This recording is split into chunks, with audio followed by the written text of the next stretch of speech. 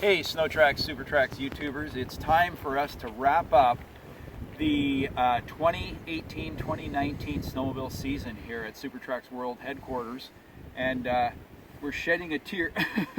We're very emotional today because we have to return our press units, and it's hard on us to let go of stuff that we really like and have had a lot of fun with.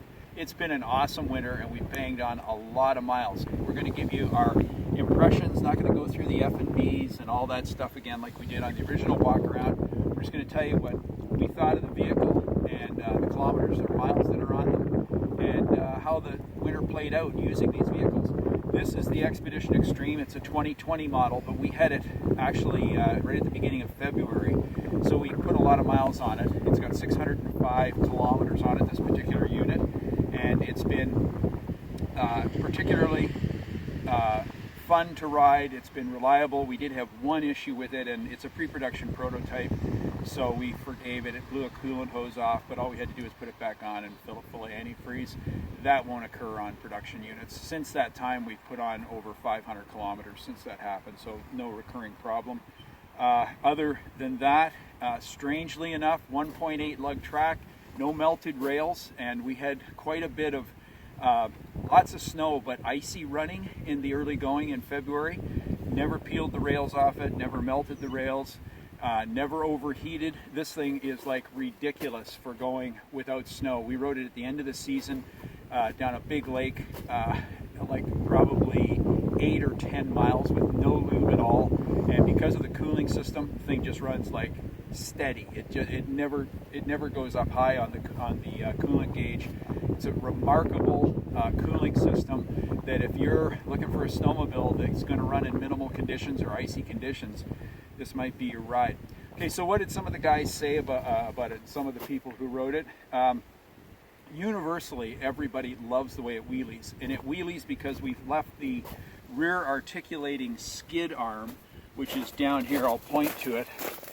From this tire to this tire pivots upward, and there's a little lever you can pull on the other side that stops that from happening. And so you can back up so that this tire comes up, and it produces an angle of attack so it can climb out of situations in reverse, and it does go in reverse really well. We've left that the way it is because it is so much fun to wheelie this thing. This thing accelerates so hard and wheelies so high. It is just a blast, and everybody except who rode it had something to say about that. Ride quality is excellent. With a track that long, how could it be anything but excellent? It's a little bit understeery in the front end, excuse me, in less than ideal conditions. So if it is icy, you're going to want to have really good fresh carbides because it does push. It's a lot of purchase that you've got at the back here. In regular snow conditions, groom trail conditions, there's a hint, a measure of understeer, but it actually redeems itself as you get past maybe 15 to 20 degrees of handlebar angle, and it'll start to cut a nice clean arc. It'll get into the sway bar in the front, start to lean on the outside ski, on the heavy ski, and it'll carve really nice. In terms of overall performance, it'll do just south of 150 kilometers, which is 90 miles an hour. Pretty consistently it'll pull those kind of numbers. So it's no slouch. It's very fast. It accelerates like a scalded cat. It really goes. It's a fast snowmobile from a corner to corner standpoint.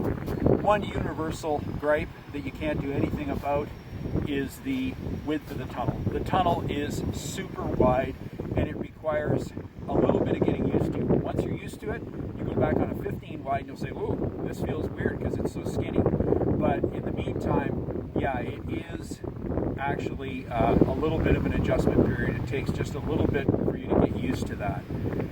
Other than that, this windshield is effective. Rode it on some super cold days.